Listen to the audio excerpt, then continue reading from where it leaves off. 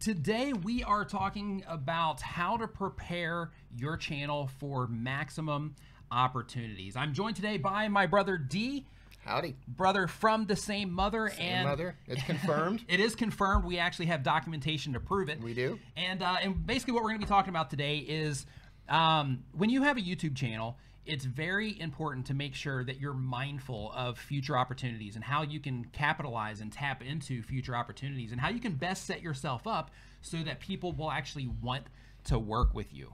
So that's what we're going to be talking about today. But before we get into that, I just want to hop into the chat really quick. I want to say thank you to Andrew Can for moderating today, for hanging out in the chat, for everybody that's coming in today.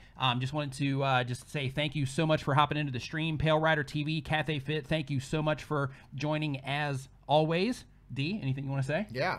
Hey, Andrew. Hey, Kathy. Andrew, can't wait to see you at VidCon. Speaking of VidCon, there's a big event that that we are going to be doing at VidCon with TubeBuddy, and basically with that, last to know again. Yeah, last to know again, and with that event, basically all the TubeBuddy streamers, everybody that currently streams on the TubeBuddy channel, we're going to be having a live stream to where it's going to be, I don't know if a round table is the right words for it, but it's basically going to be just a hangout, to where it's going to be a live stream with the entire TubeBuddy crew, and we hope to see you, if either not in person, we hope to see you in person or tuning into that live stream when that actually happens at VidCon. And Dee is also invited because as of this moment, he's now live on the TubeBuddy channel. Right? I was just sitting here wondering, am I invited to this? Or I was like, awkward. Yeah. And all of he's you sitting over here, right. And all of you are invited, every single person in the chat room. Except this guy for him. Here, right. Yeah, except for him. Right. Awkward. Yeah, and also, if you come in and you watch the TubeBuddy streams on a regular basis, I also want to let you know that the TubeBuddy streams, basically for this month, all leading up to VidCon, they're all going to be collaboration streams. So every single time that, that we go live here on this channel this month, it's going to be a collaboration so that it will be, you know, 2 of your favorite creators instead of just 1 coming at you right here on the TubeBuddy channel. So the very first thing that I want to talk about when it comes to setting up your channel and preparing yourself for future opportunities is basically the reason that you want to make sure that you're putting all of these things in place that we're going to be talking about later. The reason you want to make sure that you're putting all these things in place is because if you have a channel and everything like looks bad and, you know, like you're not putting in tons of effort, not even necessarily tons of effort, but if you're not representing yourself and what it is that you're doing in the right way, then you're reducing the likelihood of people wanting to work with you, people reaching out to you to work with you. Now, of course, you know, you'll get like sponsored videos here and there and things like that. But what I'm talking about is people wanting to work with you on a regular basis, people wanting to continually do sponsored videos with you and things like that. And the reason that this is important is because as a content creator, ads, you know, unless you're getting tons of views, ads are really at the bottom of the pile in terms of ways that you can make money. So it's really important that you set yourself up for those future opportunities so that as they come in, you're ready to capitalize on them instead of having to rely on ads all the time. Dee? Yeah, I agree. I mean, just think of it if throw it right on you, Dee. Yeah, just dump it right in my lap. No, I mean, think about it. If you have a product that you're wanting to sell, right? Yeah. And if you're looking for somebody to represent your product, you're going to want somebody who looks like the entire package is put together. So when you hand over your baby, your blood, sweat, and tears, you want it to look good. Right, absolutely. Right? So if your thumbnails are jacked or your header art's a mess or maybe your audio's messed up or just overall you're just not pulling it together visually, you don't have that visual authority, so to speak. Right, and that's what we'll start with. We'll start with visual authority. So, so when it comes to representing yourself properly and making it to where a brand or a company would want to work with you, or increasing the chances of a brand wanting to work with you, representing yourself in terms of your artwork, like let's say your channel art, making it clear what's going on in your channel art, making everything look professional, making your thumbnails look professional, basically leaning on what he just talked about. You're an extension of their product. That's exactly what it is. You're an extension of their product, and because of that, you want to make sure that you're representing yourself visually in a way that makes you look professional. Because here's the thing. When people are reaching out to you and they want to work with you, these are companies, right? They're established companies, they're established people, they're established brands, or they're on their way to getting established, but they're handling themselves in a professional manner. That's why they're a company, they're a business, right? So you want to make sure that what you're doing looks to them like you are also handling yourself professionally, and you're also representing yourself professionally, because you are going to be a direct representation of that brand. Because at the end of the day, that brand is giving you the product because they want sales, right? Or they want brand awareness. Yes. Yeah. So if you can't provide brand awareness in a good environment or something that looks professional, they're going to pass. Right. And because of that, you want to make sure that your actual YouTube channel page, and this is something that I always harp on about anyway, but you want to make sure that your YouTube channel page looks professional. Right? Not only is it clear and easy to understand what's going on, but even if it's not super clear and easy to understand what's going on, you at least want it to look awesome. So when they land on your channel page, that first impression that they get to where they're like, oh wow, this looks good. Let me dig into some of their content and see what type of content they have and things like that. Whereas if they were to land on your channel page and everything looks just a mess and unorganized and all that stuff, then they're going to be less likely to dig into your content because they're already going to make that judgment on you based on what it is that they see from the outside before they can actually get in and have a chance to experience your content. So your channel page and how you're representing yourself there is the same way that you want to think about your thumbnails and how your thumbnails are representing you to viewers on the platform. You want to think about your channel page and your entire brand on your channel representing yourself in that way to brands. I think everybody, and myself included, I know you and the moderators and everybody watching, when you come across the channel and the first one might be the thumbnail that gets your attention. You click on the thumbnail, you watch the video, it's like, wow, this is really good. You click on the channel, see what else, see other videos that they have. Their channel art's amazing, and everything just looks like wow. And sometimes, like I know myself, I'm like, man, I need to up my game. Like I need to go back and change my thumbnails, or I need to redo my channel art or something like that, because I just feel like, okay, I'm not raising the bar. Right. And I think everybody knows that. When you hit one of those channels, and those are the type of channels that products are going to be given to you. Right. And the same exact thing comes, like because one of the things that we're talking about is we're talking about opening yourself up. If you're just joining the stream right now, one of the things that we're talking about is basically creating an environment that makes people want to work with you, and that also goes, the way of people wanting to give you products so that you can showcase their products and things like that. The same exact thing applies. My channel's new and it's small. Man, I'm getting a ton of people wanting to send me products and stuff like that already. Yeah, you came in representing, like right out of the gate. I'm just amazed. People are. I mean, I've got gimbals, I've got phone cases, and all kinds of stuff coming starting at like 2,000 subscribers. Nice. People are just starting to send stuff because because of that, right? Because one, they see you're getting views. Two, you're representing yourself in that way to where it looks good, it sounds good, the information that you're delivering is solid, and you're a perfect fit for what it is that they're doing. Yeah, absolutely, man. And also in line with that, also in line with that is also making sure that you make your content as good as possible, right? Because on YouTube, Andrew in the chat is right now, he's saying that quality is key. Yes. And the thing is you want to think about. A lot of people say, well, just put up as much content as you can, which is good because you want to create all those doorways, but also making sure that you keep up an acceptable level of quality because of that same thing. You're representing them. So as an example, okay, let's say that you were selling remote controls. Right. Yeah. Right? And I used to be a remote control door-to-door salesman.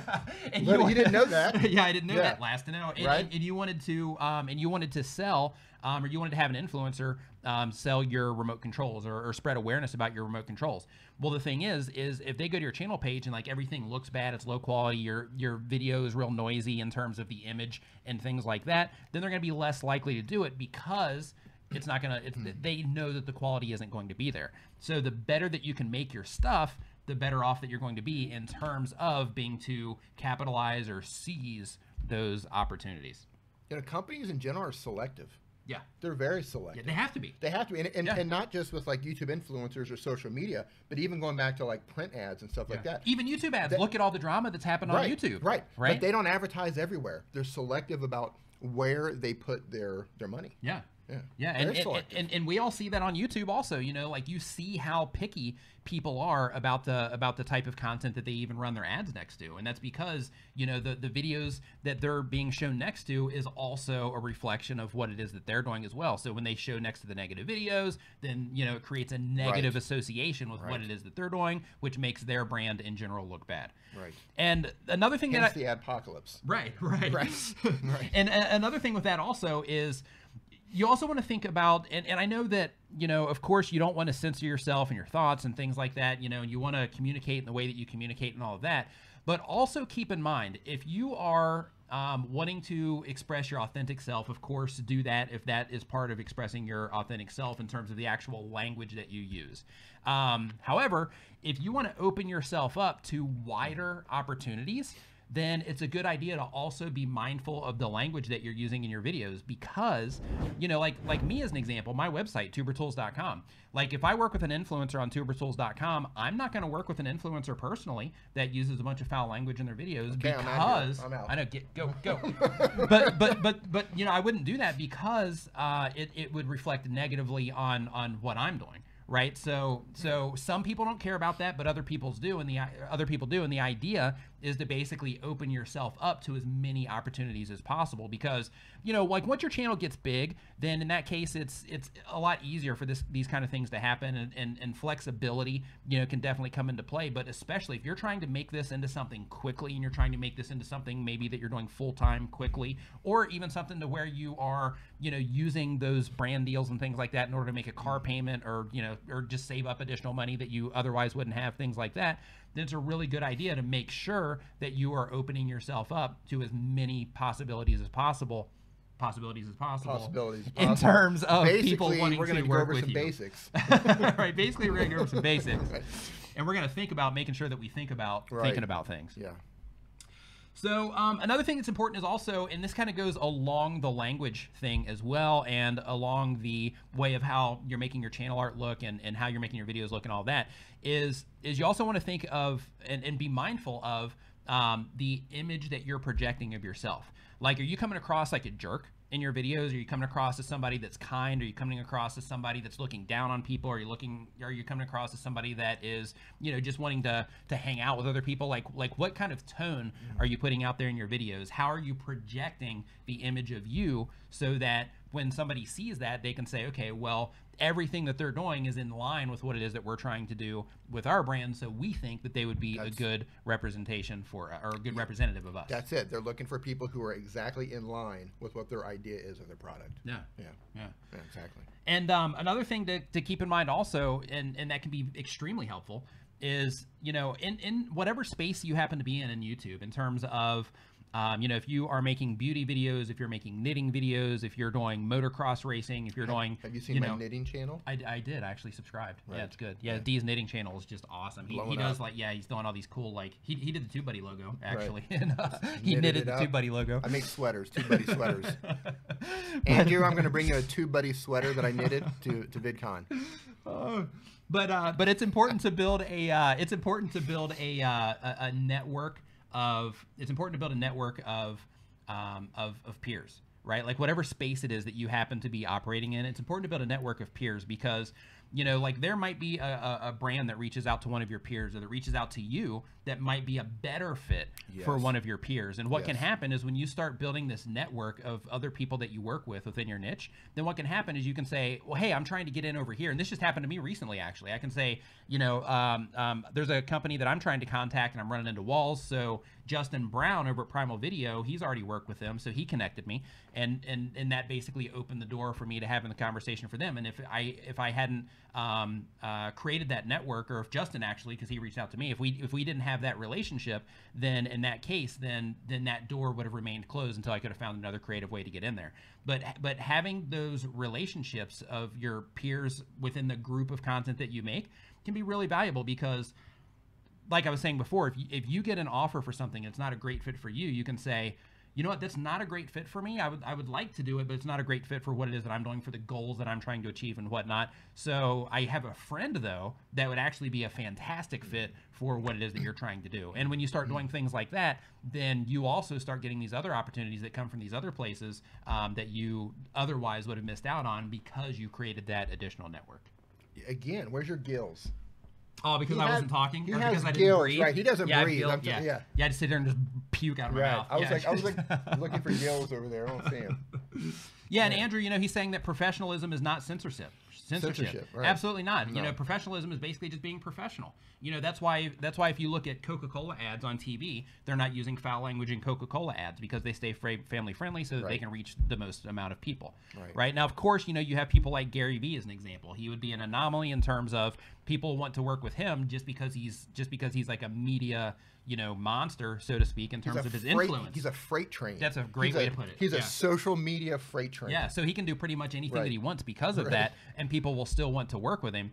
But for the rest of us, right, people that are in the grind, so to speak. I mean, he's in the grind too. In the trenches. But people that are still in those and at that lower level of your social media influence, like we are, in that situation, you have to be really mindful of this stuff if you're wanting to turn it into something that you can tap into as a source of income as quickly as humanly possible, and that's the idea.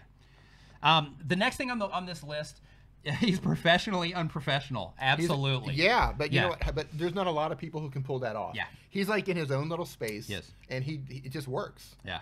You know what I mean? Like if I did it, people would be like, dude, you need to tone it down, dude. Yeah. You need to tone I've got kids in the background. What are you doing? Right. Yeah. Gary Vee does it, and they're like, little Johnny, come here, listen to this. Yeah, no, listen. Right. You need to hear this. This is the truth. Yeah, you don't need to go to college. Listen to this. Right. Right. Right. The next thing that you want to do in terms of creating the best opportunity possible for yourself in terms of working with companies and brands is you want to demonstrate how you can add value in your content. So one way to do that is basically if you have somebody in mind that you're wanting to work with, when you actually try to create that bridge and you try to reach out to them, have a plan in place. Right? Have a plan in place. Show them how you're going to offer value to them. Show them what it is that you're going to do for them more than what it is that you're wanting from them.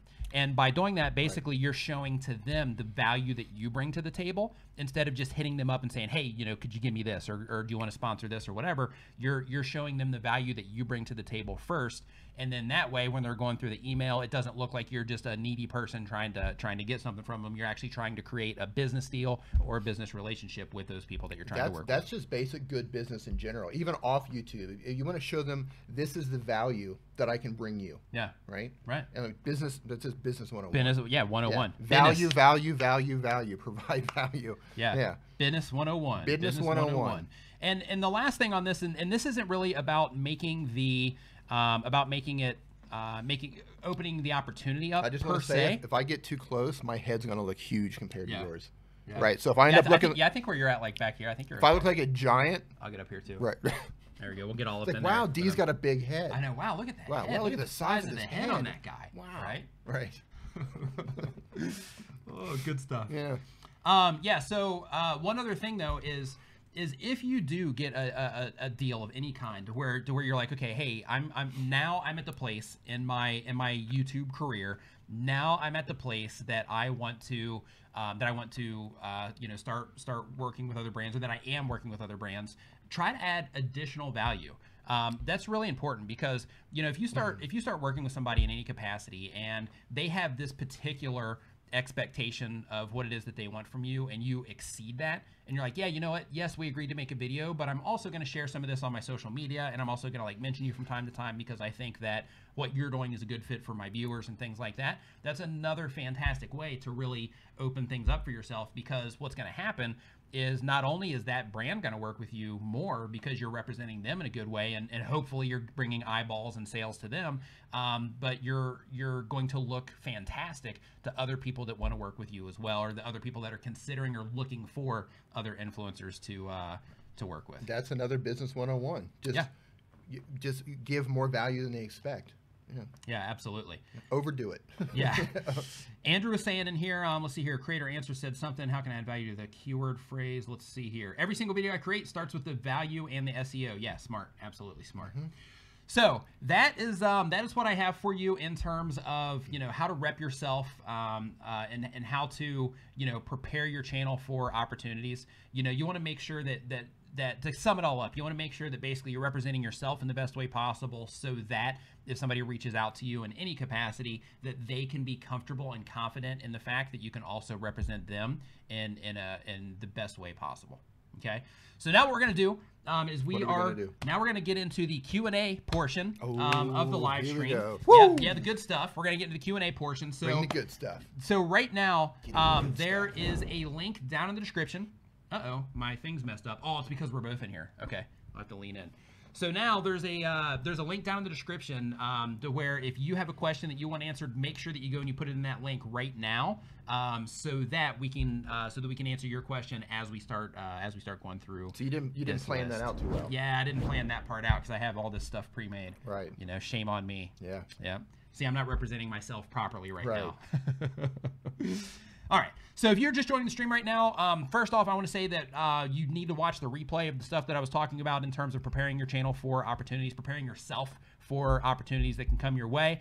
And right now what we're going to be doing is we're going to be getting into the Q&A, question and answer portion of this live stream. If you have any questions about any of the stuff that I just talked about or anything YouTube or TubeBuddy specific, definitely drop it down in the Google Doc right now, because we pull them in the order received. So make sure that you get them in there, because now the numbers are starting to come in for those questions. Yeah, I just want to add one more thing to everything that you said. Yeah. If you do get contacted by a company, answer in an intelligent way. Yeah. Make sure your grammar's correct. Make sure you sign off correct. Yes. Right? Yeah. Like, regardless of how they write you, make sure you write back and present yourself like you know what you're talking about. Right. You know, not all lowercase. Right. Not all capitals. caps. Right. Right. Use punctuation. Like a business letter, right. you know? Yeah. And think it through.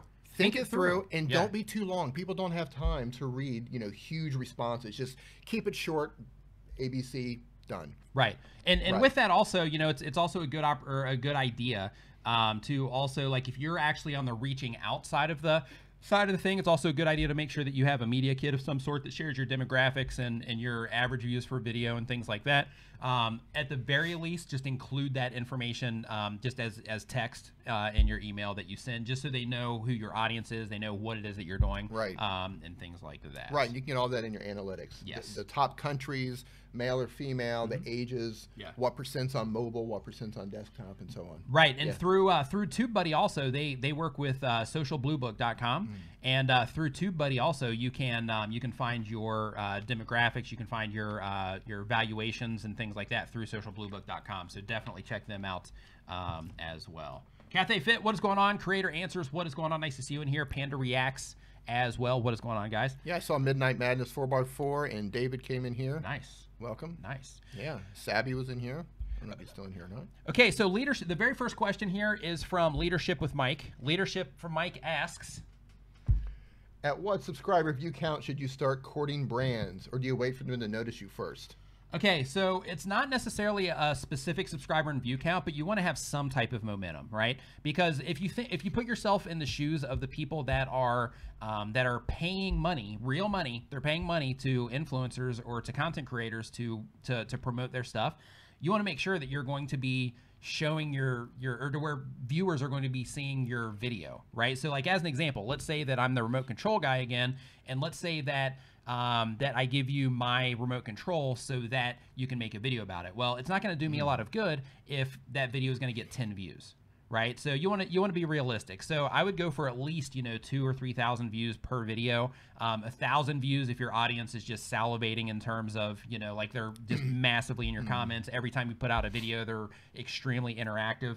You know, in that particular case, what's going on, Ann? In that particular case, you know, you want to make sure that you're, you know, that you can give back, right? So one thing that you can keep in mind is if you are not getting a lot of views right now, let's say you're getting 1,000 views per video, right? Or 2,000 views per video, then what you can do is you can say, okay, well, because I'm getting 2,000 views per video, I'm going to go to socialbluebook.com or through TubeBuddy into socialbluebook.com, and I'm going to see what my estimated prices are that I can charge people. And maybe I'm not going to be able to get a lot per video, but maybe at the very least I can get a free product in exchange, so I can get used to working with brands, so that you can build that practice into what it is that you're doing, so that when the paid gigs come along, you're more than prepared for those opportunities. Yeah, I want to add something to that too. So my girlfriend used to work for a software company in China. Filmora. Yeah. Right. I don't know if you were allowed to say that or not. Oh, it's okay. Yeah, Sorry, yeah, babe. Yeah. No. Oh, yeah. Yeah. Anyway, she used to work for Filmora, and they're actually a large company. They have a bunch of different divisions. But anyway, her job was to reach out to influencers. And she did so in the English market and the German market and so on and so forth. But she said one of the key things that they looked for in addition to view count, subscriber count, was engagement.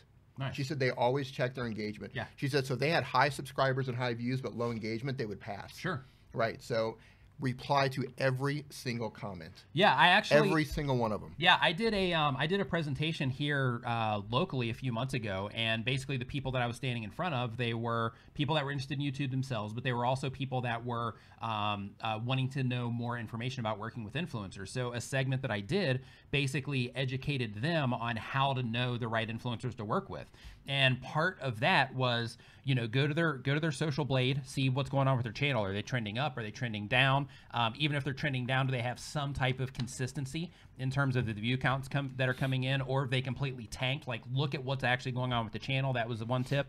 The second one was not to rely on the subscriber count, because there's some channels that have a very big subscriber count, but they just don't get a lot of views, or they don't get a lot of engagement with what it is that they're doing. And because of that, you know, using that the traffic stats from Social Blade to see what is actually going on their channel is extremely important for them. And another thing, like Dee just mentioned, is I told him, I said, and once you get that part figured out and you say, okay, these are the people I want to work with, then you go and you look at what's actually happening on their latest videos. How are people responding to those videos? Are they liking the video? Are they leaving comments? Because if you have all of that engagement, that tells them that the people that are watching your videos are more likely to be into what it is that you're doing, which means that they're more likely to take any recommendations that you give, which means that you sending people to their product is going to be more likely. Right. So if you're not already asking questions in your videos, push the discussion down into the comment section. Yeah. Yeah. Yeah, absolutely. Yeah. Create a discussion. Ask questions, not just yes or no answers. You know, ask questions that are going to actually just really cause a conversation. Yeah. You know, a lot of my comments, people just keep coming back. Yeah. And I just keep carrying on a conversation with them. Right. Yeah, and he's getting tons of comments right now. You're getting like your last couple of videos had like 500 and some change. Yeah, 500, you know, like 600. per, and you know, like, and keep in mind he's got like 4,000 subscribers right now, so his engagement right now is off the charts, which is fantastic. Yeah. Don Mooney asks, and Andrew, you might want to answer this one because I'm only using a couple stats inside of the new Creator Studio beta. So I don't use TubeBuddy inside of that yet, but he wants to know, or Don Moody wants to know if TubeBuddy is ready for the new YouTube Studio, if you've got all of that, if you have all of that built in there. So Andrew will actually answer that one in the comments right now. Hey Don, how's it going? In the chat right now. 1 Minute Medical Terminology asks. I like the name of that, by the way. I do too. Yeah.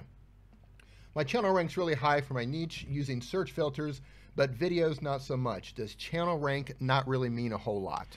Yeah, channel rank in terms of channel authority, if that's what you're talking about, absolutely means a lot. And the way that you want to think about it is like when you publish a video right now, how fast can you get people to that video? And that's going to help you rank that video faster. So as an example, depending on, you know, the size of your channel there, 1 Minute Medical Terminology, if you are, you know, like if both of us put out a video and we were in the same exact niche and we had the same exact type of channel, and you have 100 subscribers and I have 100,000 subscribers, then right out of the gate, I'm going to outrank you. However, as long as, you know, we did the same exact stuff in terms of the SEO.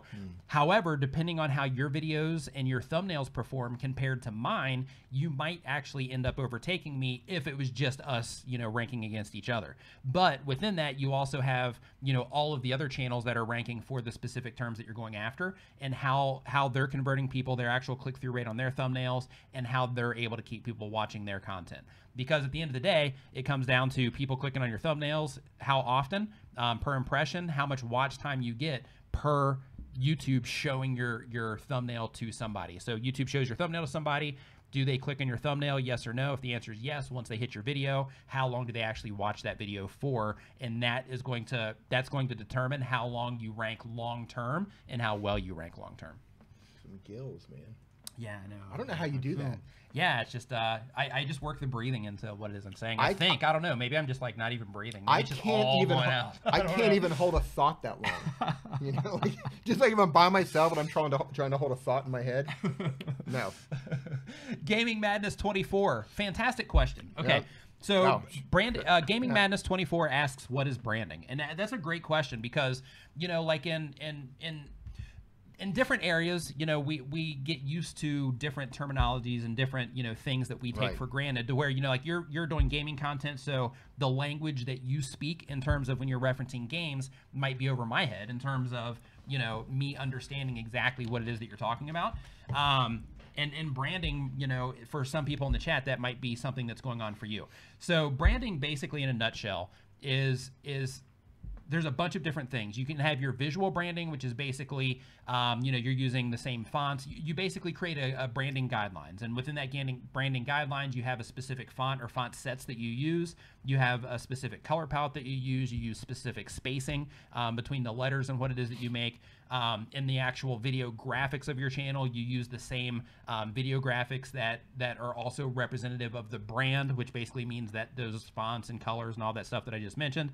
In addition to that, you also have the actual tone of the brand, which is basically like, what is the angle that you're taking? You know, are you coming across to as, you know, hey, we're this like, you know, this elite brand, or are you coming across to as, you know, hey, we're this like homegrown group that's just trying to reach out to other homegrown people, and all of our products are made in the USA, and we're just trying to make that deeper connection with the people that are buying our products or watching our videos or whatever. So there's a bunch of different tiers of, or different parts of branding. But when it comes to making videos, you have the visual side of it, you have your tone.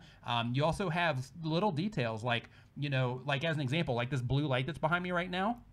The blue light has become part of my brand because it's something that people recognize, right? It's something that people associate with me.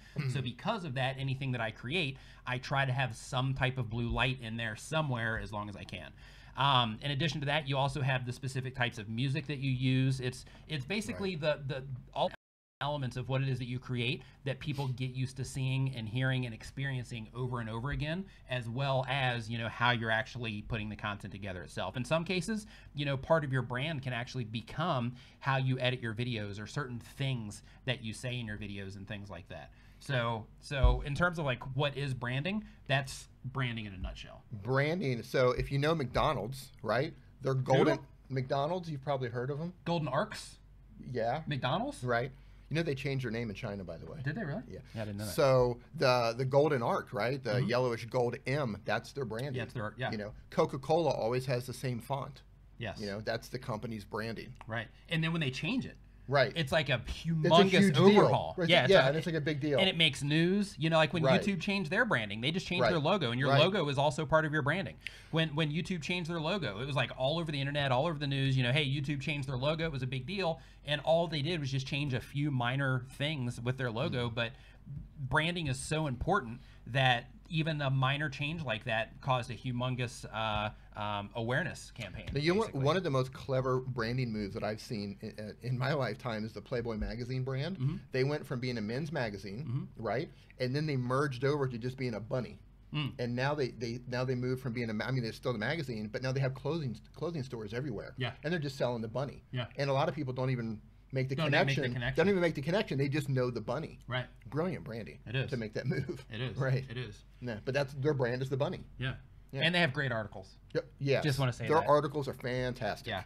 Also, Dark Emperor bunnies. Music says, hey guys, I just started a 24/7 live stream, but I don't know how to get some viewers. Any tips? So the thing with live streaming is if you're streaming live, then those live streams typically can have better ranking power while you are live. It quickly goes away as soon as you stop the live stream, but while you're live, those videos can typically have better staying power and better ranking power, as long as people are coming into your stream. So what you want to do is you want to make sure that you're optimizing your stream for search, just like you would do the video content.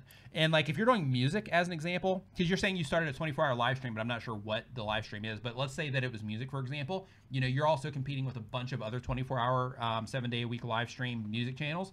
And because of that, it's a really good idea to make sure that you're really trying to target specific things. So like instead of like 24-hour music live stream, maybe it would be better off to do like a like 24-hour you know, hip hop underground live stream, or you know, something like that, to where it's more long tail in terms of how people would actually find it. Yeah, dark ambient live stream. Andrew just said, you know, look at the TB on their shirt. Look at how. Look at how you know, there we go, right back. Show off the shirts there. Yeah. You know, that's the TubeBuddy branding. Every time you see that, every time you see TubeBuddy, it's going to look like that. Right. The Cyborg says, is it good to have more than one topic for a channel? My channel has gaming, vlogs, and challenges. The answer to that one is I recommend that you don't. And the reason for that is because let's say that I subscribe to your channel for the vlogs. I love your vlogs. Every vlog that you put out, I'm like, oh my gosh, this is the greatest thing ever. Yes. But I hate your gaming content, or I just don't like it because I'm just not interested in the games that you play, or I'm not interested in the challenges that you do, but I love your vlogs. Right. So what's going to happen is when that notification hits my email, I'm not going to click on it because I don't care about your games or your challenges. When I see that little new tag next to one of your videos and I can identify that it's one of your videos because you've listened to other recommendations that we've gave in the past and you've branded your thumbnail so that they're recognizable to me, and I see that, but I notice that it's a game, also not going to click on it because I love you for your vlogs. I don't love you for the games that you play. Right. So because of that, if you can hone in on one specific topic, then what happens there is the more you put out content, the more that content is more likely to tap into the interest set of the people that are subscribed to your channel, which means that you're going to generate higher click-through rates on everything that's being passed around the platform, all the emails that go out and everything. So when you are focused in like that, then it creates a better experience for your viewers and it creates better results for you, because literally almost everything that you're putting out is directly in line with what people actually subscribe to your channel for. And yeah, my thought is, and that probably mostly applies to smaller and mid-range channels, because when you get to a certain level, it's not going to matter. Right. Would you agree with that? Yeah. Yeah. Yeah, absolutely. Well, it does. It does. So like, for example, Peter McKinnon. Yeah. He could start gaming today and it wouldn't matter because he would be awesome about gaming. Yeah. Right? Because he would be awesome about gaming. Right. But well, if other people, like if other people like I don't know an example off the top of my head, but because of his personality, like, it doesn't matter what he does, he'd probably do good at it. But the fact that he focuses on his vlogs and his tutorials, and all of that is still wrapped into the video, the filmmaker. He still wraps it all in together, right? Right. So if he was going to do gaming videos, the way that he would do gaming videos would most likely still tap into that. True. You know, like how he edited them, or maybe, I don't know if he would do B-roll or what he would do. He would pour coffee while gaming. Yeah, he'd pour coffee. Yeah, Right. B-roll sequence before I game. Right. But you know, like whatever it is that he would do with that, he would set it up in a way that would probably still go with that same audience. Would be my guess. Yeah. You know. But basically what he's I like leaning to on watch there. him game, actually. Yeah, me too. Yeah. But basically what he's leaning on there is he's saying that it's more important when you're really small and you're growing. Yes, Yeah. to get that initial momentum going. Yeah. And then once you start having people that are tapping into you and they're watching your content because of your personality more than the content. So like, as an example, like let's say that you're putting out, you know, in his case, let's say he's doing filmmaking videos and he's doing tutorials and vlogs. Well, all of those fit into that particular niche, but he's an awesome creator and he has an awesome personality, and a lot of people love his personality. I would love to hang out with Peter McKinnon, right, because his personality is awesome, at least what he portrays in a video. So, so because of that, a lot of his subscribers are there for Peter McKinnon, not necessarily for the different stuff that he does. Right. So because of that, the people that are into his personality would still watch those other things if he were to put them out there. The Shady Trooper, love the name. Yeah, I just want to back up one more. You gave advice maybe a week or two ago, and somebody asked, it was the same kind of question. It says, oh, I have all this stuff going on my channel. And your reply said, which one do you like the most? Choose that one, and then make a channel about that, and then make a second channel about all the other stuff. Yeah. Have like a variety channel, so you can still have the creative outlet and all that stuff. Yeah, choose the one you like the most, the one you're passionate about the most, the Yeah. one you can't wait to make the video on. Yeah. And make it about that. Right. The Shady Trooper says, how did D come on today? He just showed up. He's like, hey, he showed up here and he was like, hey, dude, I heard you're streaming in a bit, and scoot over because I'm coming on. I'm a bit like Beetlejuice, in case you don't know. Say my name 3 times and poof, I'm here. Yeah, so Andrew and I were talking earlier, and I'm like, for your daughter, I was Chuck.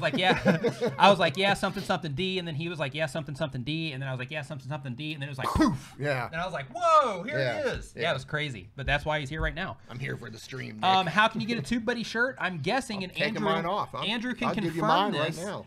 Andrew can confirm this, but if you are going to be at VidCon, Andrew, correct me if I'm wrong, but if you're going to be at VidCon, then your chances of getting a TubeBuddy shirt or some other type of TubeBuddy merchandise is probably going to be pretty high. It's going to be my guess. Yeah. My favorite tool, let's see here. The Shady Trooper also Always a asks hammer. his favorite tool that not a lot of people use. Favorite tool that not a lot of people use is a cloud lifter. And a cloud lifter. Oh man, that's a great answer. Thank you. And a cloud lifter. And a cloud lifter is basically something that goes in between the mic and the actual mixer that boosts the signal. What is it, 20 or 25 decibels? It's 20 or 25, yeah. Yeah, 20 or 25 decibels. But it's clean, so there's no noise. Yeah, and it basically doesn't give you any sound in addition to what you're already getting, which is great. Yeah, so Andrew's saying right here that you can also get TubeBuddy shirts at the TubeBuddy.com shop. Yeah. As so, well. Yeah, basically, so if you have a microphone and you're like, man, my microphone is always quiet. Yeah. And if I turn it up too much, I get a bunch of noise. Cloud lifter. Yeah. Yeah, it's going to give you, I think it's like 20 decibels or something like that, but it's clean, so you don't get a bunch of noise, and it lifts the signal up. Yeah, man, great answer for that. Thank you. Yeah, cloud lifter. Yeah. Next question that we have is from Valokey. Do you have any tips for console gaming YouTubers? Absolutely. Question on there. Huh? Yeah, it was who was older. Oh. Yeah, it was who was older. Yeah, he's the older one. Yeah. That was the other question from Shady Trooper. You just totally like ignored that that I did. one. Yeah, I did. I just completely blew over that one. So, and thanks to the Wondering Wife for my demo there of what noise sounds like. I appreciate it. Yeah. So Valokey says, do you have any tips for console gaming YouTubers? Oh, hey, I dude, do. how's it going? I do have a tip for console gaming YouTubers, and my tip is to look in your audience retention to see what people are responding to, because a lot of people will just play the games, but they won't like edit anything, or they won't do anything, you know, to actually keep people entertained. And even if you're doing live streaming games, or even if you're doing games where you are just recording it and just putting it online without doing any editing, it's still important that you are looking in your audience retention reports to see how people are responding to different parts of your game, so that you can make conscious decisions on what it is that you're going to do inside of your game, so that you can increase the chances of people watching for longer periods of time. As an example, let's say that you have a part to where, you know, like you're driving around and you just have this segment that you always do, to where it's like, okay guys, first we're going to go and we're going to drive around and we're going to try to find something to get into in your game, right? Let's say that in that particular part of the video, people, for whatever reason, they just bail because they don't want to see you drive around. They want to see the actual action itself, and they want headshots. They want headshots, right? So in your retention, you know, you'll see in that part where you're driving around, you'll see a big dip right there, and then maybe it'll come back up, which will also tell you that, hey, this is stuff that people are interested in. But you want to look in your audience retention reports for those peaks and valleys, so that you can know exactly what it is that the people that are watching your content are interested in. A great example of this, a friend of mine and his just started a gaming channel recently, and he's off to a great start.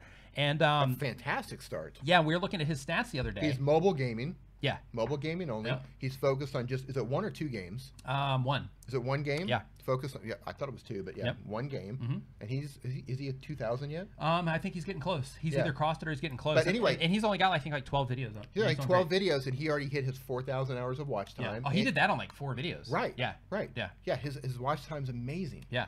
And one thing that just to go back on that question, one thing that we noticed on his is he let me into his analytics the other day, and he has really? Yeah, he has a part. I'd like to see that. He has a part in the beginning to where he's like, you know, talking about all of this stuff, and he's talking about what's going to happen in the game, and he's got these graphics that come up, and he's like, you know, this is the characters, blah blah blah. But then you see in his audience retention reports that during that part it just tanks, and then it bottoms out. And then right when the action starts, bam, back up. Everybody comes right back up. So what's happening is people they're just tuning out for that part, and they're scrubbing ahead in the, you know, in the preview hover on the YouTube player. They're scrubbing ahead to where the action starts, and that's what they're watching. That's what they're coming in for. So what he has now is he has the information to know, okay, well, if I want to increase my watch time, I want to increase how people are responding to my content, I need to skip all that other stuff that I'm doing and just get straight to the action, and right when my video comes out, and just start nailing it right out of the gate. Yeah, you know, if you have any question at all about if you're making the right content or not, or I wonder if my viewers like this type of video or whatever, go into your audience retention report. It tells you everything. Yeah. Yeah, don't try to figure it out by yourself. Don't try to guess. Don't try to ask Nick, hey, do you think they're gonna like it? No, go check your audience retention report. Right, opinion doesn't matter. What Andrew, one thing that Andrew Cannon in the chat always says is feelings don't matter. Facts, right? Real data. That's what matters. Data does not lie. Ever. Right. Yeah. Next question is from the Endeavoring family. What is going on? Nice to see you here in the chat. Did you just skip one? No. Are you sure? I don't think. Yeah. Did I? You loaded one, then you loaded another. Yeah, well, it's gone now. Poof. So, oh wait, here we go. No, he was about there it is. Yeah. Oh, okay, yeah. Okay, so Endeavoring Family, See, get man, to you right here in a second. He's looking out for you. Anthony, I'm looking out for you, buddy. Yep. Go on. Yeah, this is it right here. Andrew's line that he uses, and I love this. Yeah. Is go on the facts, not your feeling. Yes. Awesome. Absolutely love that. I almost feel like I want to say that in a Darth Vader voice. Well, because he says your feelings will betray you. Yeah. Go with your facts, not your feeling. Right. Yeah. But wait a minute, I'm supposed to like tune into my feelings. Right. Okay, so Anthony FXO. Anthony FXO says, how do I approach other YouTubers about collaborating with me? Fantastic question. One way to do it is just send them a tweet. Say, hey, would you like to collab? Another way to do it is to send a tweet or an email or direct message somewhere on some social media platform and say, hey, this is my plan. I think you would be a great fit for it. Basically, an idea that I had that I think you would be perfect for would be to where basically I make a video about this particular thing, and then I include you here in this particular way, and then on your channel you could do something like this, and you could include me in this particular way, and then we could exchange the footage through Dropbox, and then we can put it together, and then I would think we could launch that on I say the microphone account. Midichlorian account. That's great.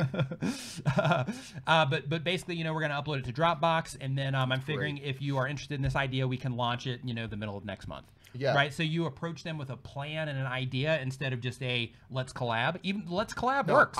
It works. But having a plan is definitely better. People are busy. Yeah. And people get bombarded with emails. They get direct messages. Right? They're getting tons of tweets. Mm-hmm. I say approach them with a plan. Yeah. And let them know what you can do for them. Yes. Yeah, absolutely. What value can you provide? Why should they collab with you? Right. If you just say, hey, dude, let's collab. Yeah, that might work. Yeah. They might know about who you are. And oh, yeah, man, I watch your stuff. That might work, but I'm getting bombarded right now with people wanting to collab. Oh, I bet. The same thing. People who are like, hey, I've got this, and we can do this. They give me the plan so I don't have to think about it. And I'm like, yeah, let's do that. Yeah. Versus, hey, let's collab. Right. I don't know who you are. Yeah, it's the same idea. I don't have time to look at your channel and watch your videos, and you know what I mean? Yeah, it's the same idea in terms of like leading people into the comments, leading people to subscribe and things like that. It's the same thing. You lead people into the collaboration. Right. It's sales. Yeah, Sell yourself. Yeah. Right. Right. Yeah, so ways that you can reach out. One, you can reach out on Twitter. You can reach out on Instagram, LinkedIn. You can go to the business inquiries email on the About Me page inside of YouTube, and you can click on that, and then you can send them an email. And keep in mind too, if people don't respond to you or something like that, they're either busy, maybe they haven't seen it because they get a lot of emails. That email that you have access to is a filter email, and they just don't see it, or they won't see it for a while. So don't get angry or anything like that, or think that they have something against you if somebody doesn't want to collab with you, because it might just not fit into what it is that they're trying to accomplish. As an example, we did an interview last week on the Business of Video podcast, which is one I'm going to be doing right after this. Owen Video. Yeah, with Antonio from Owen Himsath and I, who Owen also streams here on this channel.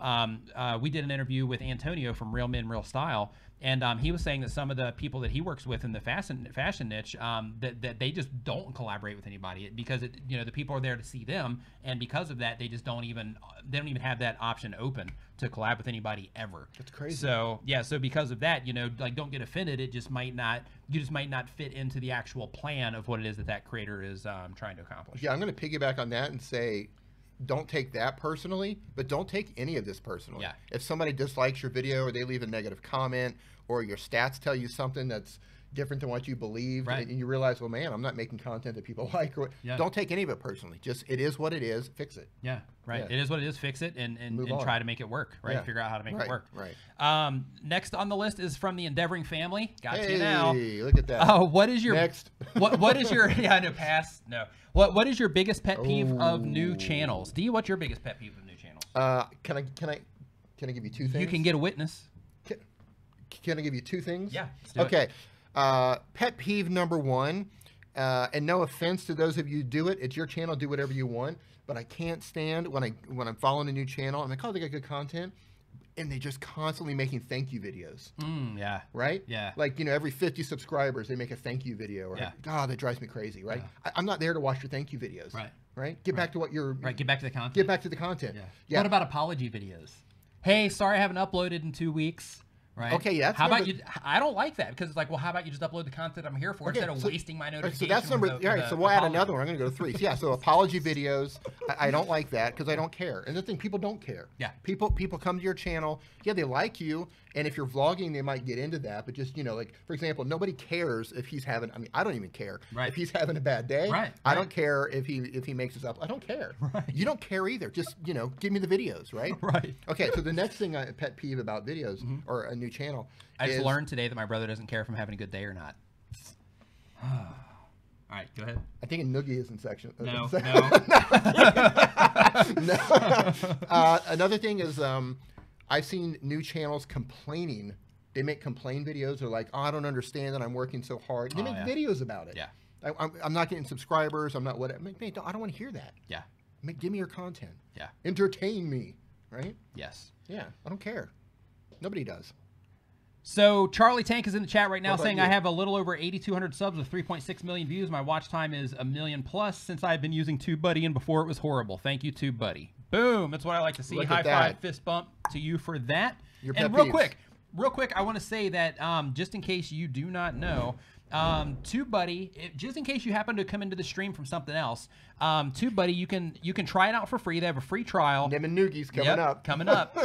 They have a free trial if you just put this in right here, or I'm sure Andrew's got a link down in the description. But if you put this in right here, the TubeBuddy.com/install, then you can go install TubeBuddy for yourself. It's the premier plugin for YouTube content creators. So if you do not have TubeBuddy yet, make sure that you go install it at TubeBuddy.com/install. My pet peeves. Danielle, yes, Bo Darvold would care. My pet peeves are pre-made or you know what, when they let YouTube auto-generate the thumbnails. You did yours. When they let YouTube auto-generate the thumbnails.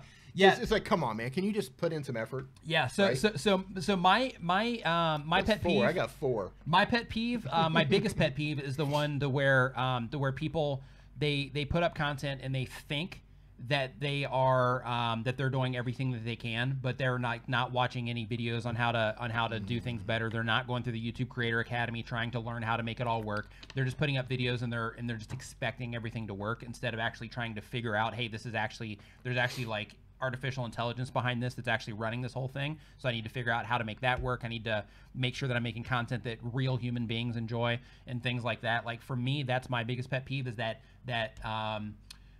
entitlement that comes with the entitlement that comes with just putting up video content. Now on the flip side of that, if people are, they're putting up content and they're just trying to make it better all the time, and they're like, hey, maybe I don't know how to do graphic design, maybe I don't know how to edit videos, maybe I don't know how to present on video, maybe I don't know how to do all these different things around making content, but they're trying and they're putting in effort, that's real easy to see.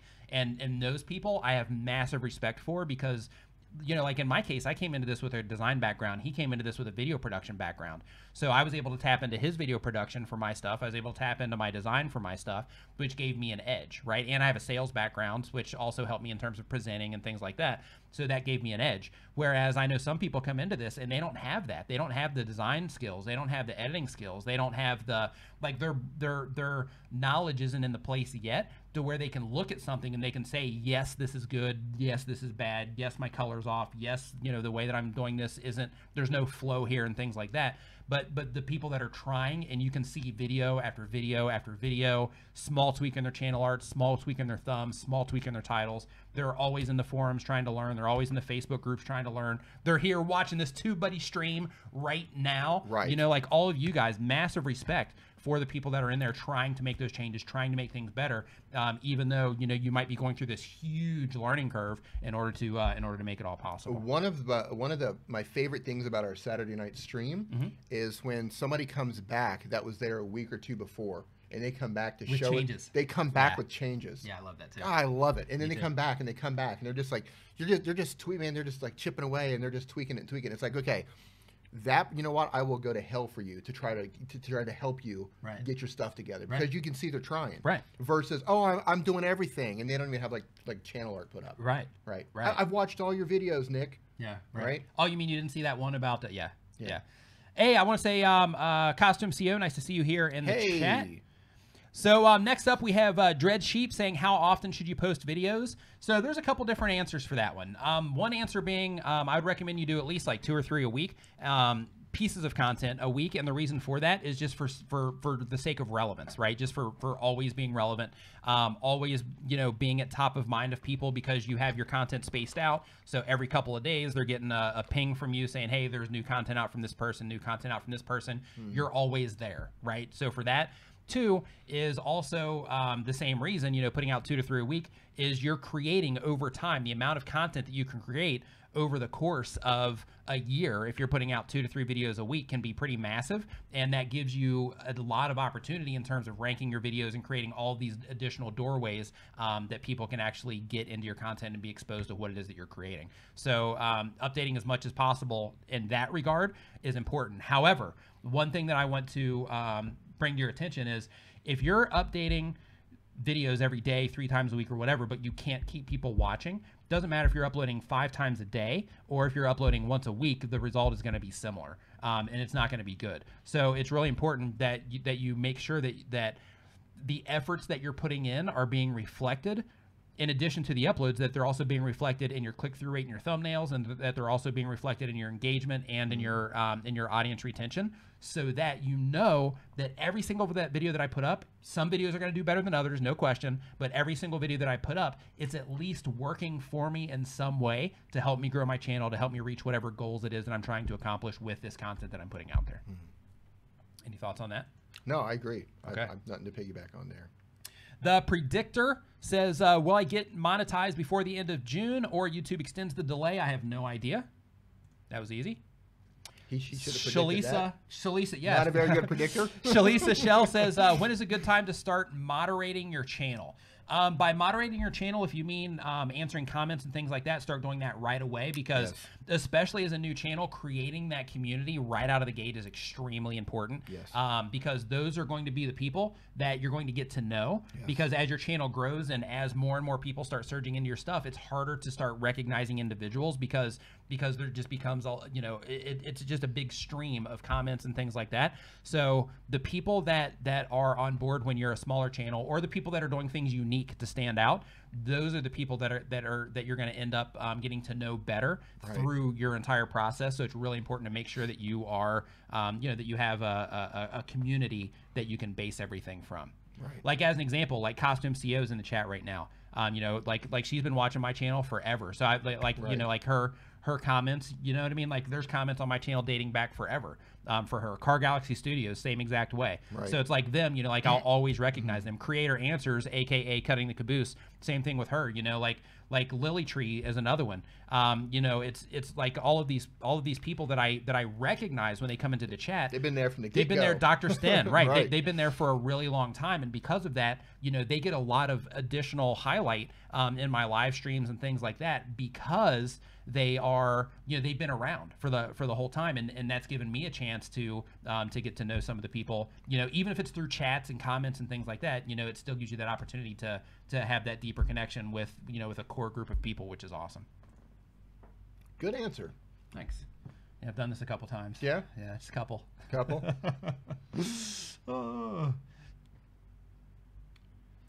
Yeah, Andrew says that he's been watching since before we worked together. Yeah, so Andrew is another one, of course. Doug also. Oh yeah, Doug. Yeah. See, like in this chat right now, right? Yeah, like you know, like yeah, this is great. They're all here, right? Everybody's here, right? That's what I mean, right? Like it's that core group, right? Yeah. Vern Family Vlog says, I'm about to get monetized. What suggestions do you have for a newly monetized channel? This is gonna sound crazy, but the suggestion that I have for you on a newly monetized channel is don't rely on ads. Man, that's exactly what I was going to say. Can I take this? Did I take it from you? Sorry. I was going to say, can I please jump on this? Because I was going to say, don't rely on those ads. Find other ways to monetize your channel. Yeah, like even though that you're about to get monetized, like make sure that that you're finding other ways to monetize your content. Because here's the thing, I actually have a video coming out about this. Like on my channel, right? Like I'm getting, I think right now, like 600 and something thousand views per month. Sometimes it's a little higher, sometimes it's a little lower, but that's kind of my average. And with that, with my ad money and with Super Chat, I'm still around like $1,700 per month. And a decent amount of that is actually Super Chat. So the actual money that comes in from the actual ads themselves is extremely low in comparison to other things that you can do to monetize your channel. Now, If you're getting, you know, millions of views per month, totally different story. Ads are a humongous payoff. Right. Or, you know, if you're saying, okay, well, I'm going to take that, you know, extra, you know, $300, $500, $1,000 a month and put that towards, you know, something else or whatever. Absolutely, without question, it adds to the pile. But what you want to do in terms of monetizing your content is you want to say, okay, well, when I'm putting together my plan for how I'm going to make money off of this thing so that I can do it long term and do something that I love, then what I'm going to do is I'm going to say, okay, well, ads is going to be a small little piece of the pie, but I'm also going to create this particular asset. I'm going to do this particular thing. I'm going to do some affiliate marketing. I'm going to do this, right? So you have all of these different pieces of the pie that add up to a nice big pie at the end of the month. Instead of saying, okay, well, I've got $200 worth of ad money. There's no way I'm ever going to be able to live off of this unless I get millions and millions of views.